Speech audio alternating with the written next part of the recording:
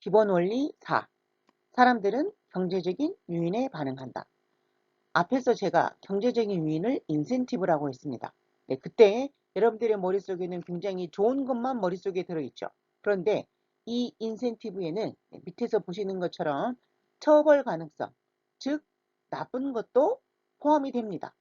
네, 내가 이걸 하면 처벌을 받겠네 라고 어떤 사인을 받게 되면 그 사람의 행동에 변화를 가져올 수 있죠. 네, 바로 그런 걸 얘기합니다.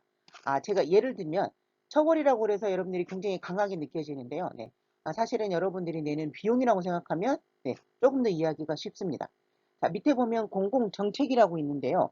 공공정책에 제가 예를 들면 교통체증이 있습니다. 교통체증의 경우에 이 교통체증을 줄이려면 정부가 여러 가지 공공정책을 써야 됩니다. 그러려면 정부가 비용과 혜택을 고려해야 되죠. 그렇게 해서 사람들의 행동의 변화를 유도시켜야 됩니다. 그 중에 얘가 두 번째에 나와 있는 가격의 상승입니다. 차를 끌고 다녔을 때에 어떤 가격이 상승하면 사람들은 그 소비를 줄이게 됩니다. 예를 들어서 주차장의 이용 가격이 굉장히 많이 상승합니다.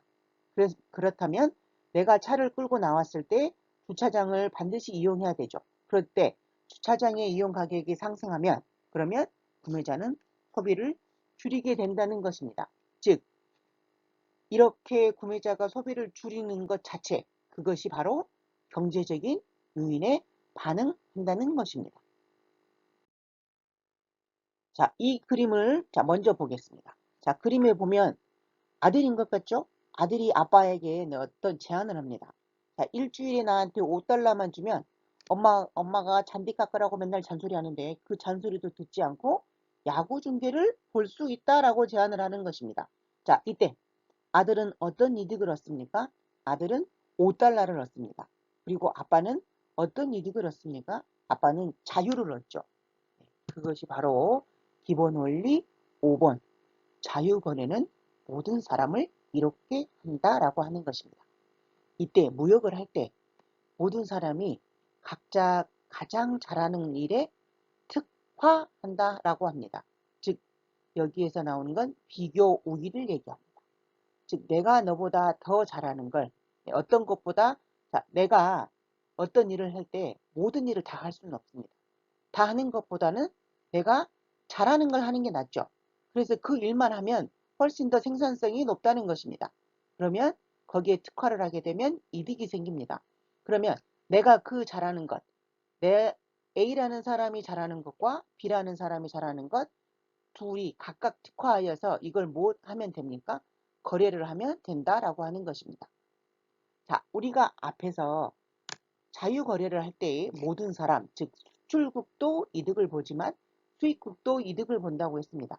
여러분들이 사실은 가장 이해가 어려운 부분이 바로 수입국이 어떤 이득을 얻느냐라고 하는 것입니다.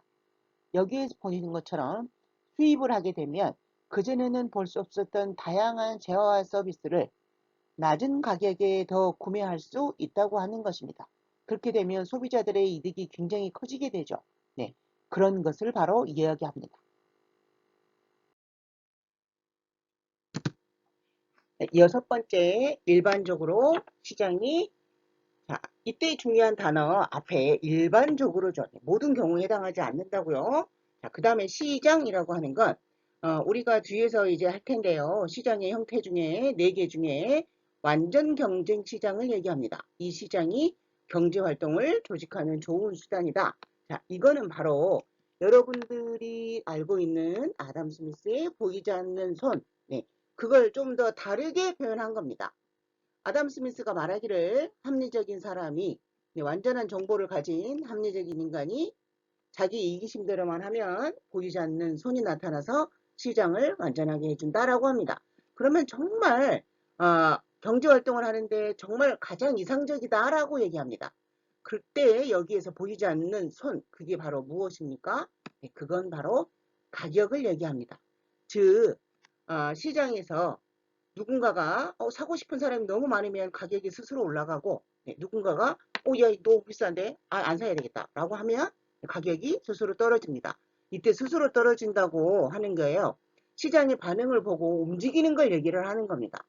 자, 그런데 가장 극명하게 이걸 이해가 잘 안 된다 그러면 공산주의 국가를 생각하면 됩니다. 즉, 계획 경제를 얘기하죠. 즉, 모든 걸 다 관리를 한다는 겁니다. 가격을 관리하죠. 공산주의 국가는 가격을 정부가 정해줍니다. 자, 이 가격은 뒤에서도 이제 우리가 가격 통제에 대해서 할 텐데요. 네, 거기에서도 나오게 되는데 어떤 일정하게 이 가격만 받으라고 정합니다. 네, 그렇게 해서 시장 전체를 정부가 원하는 대로 이끌고 가는 거죠. 즉 어떤 재화와 서비스를 얼마나 생산하고 누가 소비하고 그리고 가격은 어떻게 되고 이 모든 걸 전부 다 네, 누가 조정하는 겁니까? 정부가 한다는 것이고 여기에 나온 이 6번은 시장이 혼자 스스로 하라고 누구는 빠진다는 겁니까? 네, 정부는 빠진다라고 하는 것입니다. 앞에서는 공산주의 계획경제를 살펴봤고 자, 이제 자본주의 시장경제를 보겠습니다. 첫 번째 보시면 가게와 기업이 시장에서 서로 사고팔면 상호작용을 하면 네, 서로가 의사결정에 의해서 자원 배분이 효율적으로 이루어진다라고 합니다. 자, 이때 이 첫 번째 줄에 중요한 단어가 있습니다. 수많은입니다. 숫자가 굉장히 많아야 합니다. 만약에 숫자가 작으면 네, 누군가가 의사결정 과정에서 힘을 쓸 수 있죠. 네, 그렇게 되면 자원 배분이 효율적으로 되지 않고 왜곡이 됩니다. 네, 그래서 반드시 수많은 기업과 수많은 가게가 있어야 한다는 것입니다. 네, 그것이 바로 완전 경쟁 시장입니다. 밑에 두 번째 보시면 완전 경쟁 시장 있죠. 자, 이때 이 둘은 의사결정을 할 때, 자, 네 번째입니다. 특별히 내가 이 사회에 공헌을 해야지 않아도 그렇게 노력하지 않아도 네, 효율적으로 자원이 배분이 돼서 네, 경제 활동이 굉장히 조직화되고 후생 여기서 말하는 경제 후생은 네, 모두의 만족감을 얘기합니다. 만족감이 굉장히 향상시켜주는 결과를 가져온다라고 하는 것입니다. 자, 여기에서 주의할 점은 내가 특별히 어떤 이득을 위해서 노력을 한 게 아니라고 그랬죠. 즉, 그 얘기는 거꾸로 얘기하면 저절로 그러한 일이 벌어진다라고 하는 것입니다.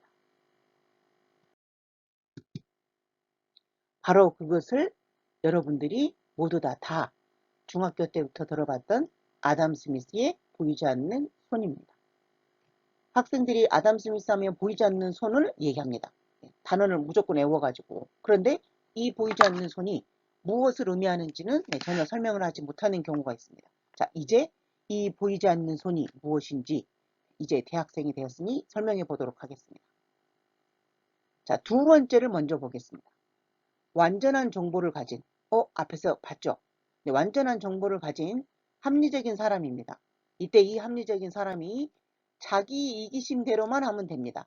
자, 이때 여기에서 여러분들이 굉장히 주의할 것, 자기 이기심입니다. 여러분들이 알고 있는 이기심이라는 단어는 굉장히 나쁜 단어죠. 내가 너를 해하고 나의 이득만 취해야지. 네, 그렇게 되면 그건 나쁜 이기심입니다. 그런데 이건 그렇지 않고 도덕적이고 윤리적입니다. 네가 이득을 취하되 다른 사람을 해하지 않고 도덕적이고 윤리적으로 이득을 취하는 것입니다. 아주 자연스러운 경우를 얘기합니다. 자, 시장에 참여하는 합리적인 사람, 가게와 기업. 가게는 물건을 살려고만 하면 됩니다. 그리고 기업은 뭐 하려고만 하면 됩니까? 팔려고만 하면 됩니다. 그게 바로 자기 이기심입니다. 나는 그냥 물건을 살려고만 하고 파는 사람은 팔려고만 하면 됩니다. 그렇게 되면 네, 보이지 않는 손이 나타납니다. 보이지 않는 손이 그럼 뭘까요? 그게 바로 가격입니다. 만약에 살려고 하는 사람이 굉장히 많아진다. 팔려고 하는 사람보다. 그러면 무슨 일이 벌어집니까? 가격이 올라갑니다. 이때 이 가격을 정부가 올리라고 했습니까? 누군가가 나타나서 야, 살려고 하는 사람이 많으니까 가격을 올려 라고 얘기한 게 아니죠. 시장에서 스스로 가격이 올라간 겁니다. 혼자. 이때 이 가격이 올라가는 게 눈에 보입니까? 보이지 않죠. 그게 바로 보이지 않는 손입니다. 바로 이 가격이 나타나서 시장을 완전하게 만들어준다라고 하는 겁니다. 즉, 맨 끝에 보시면 가계와 기업만으로 시장이 완전합니다. 그래서 정부는 개입할 필요가 전혀 없는 것이죠. 네, 가장 완전한 형태의 시장을 얘기합니다. 자, 기본 원리 7입니다. 7은 경우에 따라서 정부가 시장에 문제가 생겼을 경우, 우리가 아까 앞에서 봤던 아담 스미스가 말한 완전 경쟁 시장, 네, 전혀 문제가 없던 시장에 문제가 생기는 경우, 그걸 뭐라고 한다고 했습니까?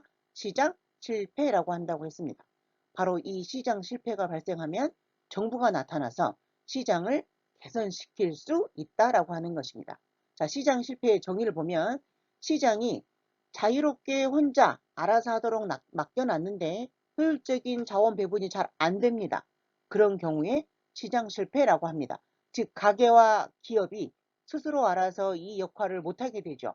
이제 그러면 누가 등장해야 됩니까? 네, 즉 정부가 등장해야 된다라고 하는 것입니다. 자, 밑에 가 보면 시장 실패의 예가 4가지가 있습니다. 자, 거기 보면 시장 지배력 보이죠? 외부 효과, 불완전 정보, 공공재, 공유자원이라고 하는 것입니다. 자, 시장 지배력이라고 하는 건 독점 시장과 과점 시장을 얘기합니다. 용어 그대로입니다. 시장을 지배하려고 하는 힘이 있는 경우입니다. 독점이라고 하는 건 나 혼자죠. 아까 우리가 앞에서 봤던 수많은 가게와 기업이 있어야 됩니다. 그런데 나 혼자 이 물건을 독점합니다. 생산합니다. 그렇게 되면 나의 힘이 너무 강하죠. 네, 그러면 내 마음대로 할 수 있다는 거죠. 그게 바로 독점입니다. 과점은 기업의 숫자가 굉장히 소수로 한정되어 있습니다. 자, 그런데 여기에서 문제는 소수로 한정되어 있다고 해서 문제가 아닙니다.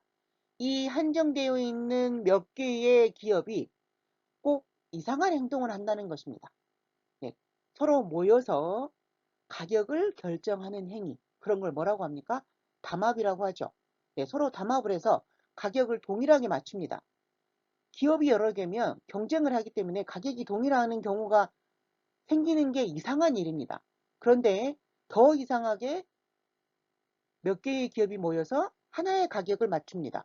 그러면 그것이 무엇과 비슷해집니까? 네, 거의 독점과 동일해지죠. 그러면 시장을 지배할 수 있는 힘을 갖게 됩니다. 그러면 시장이 자유롭게 기능을 못하게 되죠. 그렇게 되면 효율적인 자원 배분을 할 수가 없습니다. 자, 그 다음에 외부 효과는 크게 2가지로 나눕니다. 긍정적인 것과 부정적인 것.